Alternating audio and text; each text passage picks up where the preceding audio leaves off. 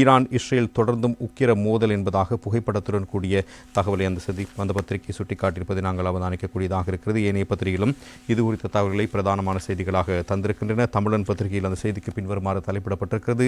Iran Israel மோதலால் மத்திய கிழக்கில் பெரும் பதற்றம், சொரோக்கோவில் உள்ள மிகப்பெரிய வைத்தியசாலை மீது ஏவுகணை தாக்குதல் என்பதாக அதற்கு தலைப்பிட்டிருப்பதை நாங்கள் காணக்கூடியதாக இருக்கிறது.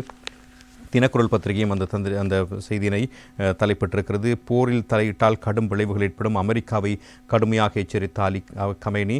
ஈரானின் சூப்பர்சோனிக் ஏவுகணை தாக்குதலால் இஸ்ரேல் அதிர்ச்சி என்பதாகவும் அதற்கு உபத்தலைப்பட்டிருப்பதை நாங்கள் காணக்கூடியதாக இருக்கிறது. பல்வேறு முக்கியமான சோகரமான விடயங்களை மையப்படுத்தியதாக இந்த செய்தி வெளிப்படுத்தப்பட்டிருப்பதை நாங்கள் காணலாம். ஈரானானது தென் இஸ்ரேலில் உள்ள சொரோக்கா மருத்துவமனைக்கு அருகிலுள்ள ஈரான் இராணுவ தளத்தை இலக்கு வைத்து நேற்று வியாழக்கிழமை கடும் தாக்குதலை நடத்தியிருக்கிறது. தாக்குதலில் அந்த மருத்துவமனை பெருமளவில் சேதமடைந்திருப்பதான தகவல் வெளிப்படுத்தப்பட்டிருக்கிறது. எனினும் மேற்படி தாக்குதலுக்கு முன்னர் மருத்துவமனையின் வட சத்திர சிகிச்சை பிரிவிலிருந்து நோயாளர்கள் வெளியேற்றப்பட்டிருந்ததாக அந்த மருத்துவமனையினுடைய பணிப்பாளர் நாயகம் தெரிவித்திருந்த கருத்துக்களும் பிரதானமான செய்திகளாக வெளிப்படுத்தப்பட்டிருப்பதை நாங்கள் காணலாம்.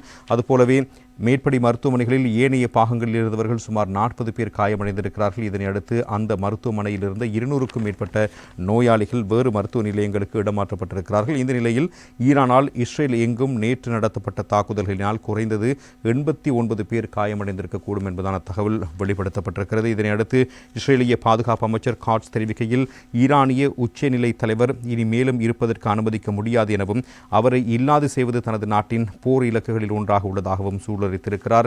டெல் அவிவ் நகருக்கு அருகில் ஹாலண்ட் பிராந்தியத்துக்கு ஊடகவியலாளர்கள் விளக்கமளிக்கையிலேயே அவர் இந்த விடயம் குறித்து சூழலித்திருப்பதான தகவல் வெளியாகி இருக்கிறது.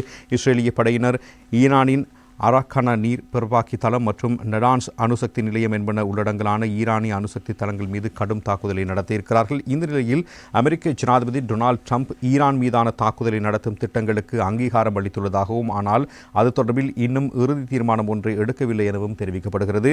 ஈரானிய உச்சநிலை தலைவர் அயதுல்லா அலி கமைனி கூறுகையில், அமெரிக்கா ஈரான் மீதான இஸ்ரேலின் போரில் தலையீடு செய்யுமானால் ஈடு செய்ய முடியாத தீங்கை எதிர்கொள்ள நேரிடும் என எக்ஸ் சமூக வலைதளத்தில் வெளியிட்ட செய்தியின் மூலம் எச்சரிக்கை விடுத்திருக்கிறார்.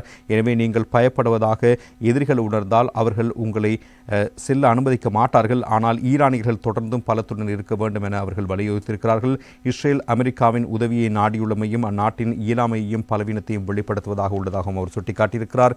ஈரான் ராஜதந்திர ரீதியான தீர்வு ஒன்றை விரும்புவதாகவும், ஆனால் நாட்டுக்கு எதிரான குண்டு தாக்குதல்கள் தொடர்ந்து வருகின்ற நிலையில் எவரும் பேச்சுவார்த்தைக்கு செல்ல முடியாது எனவும் ஈரானிய பிரதி வெளிநாட்டு அமைச்சர் சயித் கபித் ஹஸ்டிக் தெரிவித்திருக்கின்ற கருத்துக்களையும் பிரதானமாக அந்த செய்தியை சுட்டிக்காட்டியிருக்கிறது. எனவே ராஜதந்திர பேச்சுவார்த்தைகள் இடம்பெற்றுக் கொண்டிருந்த வேளை இஸ்ரேல் ஈரானின் உயர்மட்ட இராணுவ கட்டளை தளபதிகளை கொண்டுள்ளதாகவும் அவர் குற்றம் சாட்டியிருக்கிறார். எனவே டொனால்ட் ட்ரம்ப் அமெரிக்காவை போருக்குள் கொண்டு வருவராயின் அதுக்கு எதிரான அனைத்து தெரிவுகளும் மேசையில் தயாராக உள்ளதாக அவர் எச்சரிக்கை விடுத்திருக்கிறார். இந்த தருணத்தில் மேற்படி ஆக்கிரமிப்பு நிறுத்தப்பட வேண்டும் எனவும், இது அமெரிக்காவின் போர் அல்ல, ட்ரம்ப் இந்த போரில் சம்பந்தப்படுவராயின் அவர் தனக்கு உறுத்தில்லாத போரில் பிரவேசிப்பதை ஞாபகத்தில் வைத்துக் கொள்ள வேண்டும்.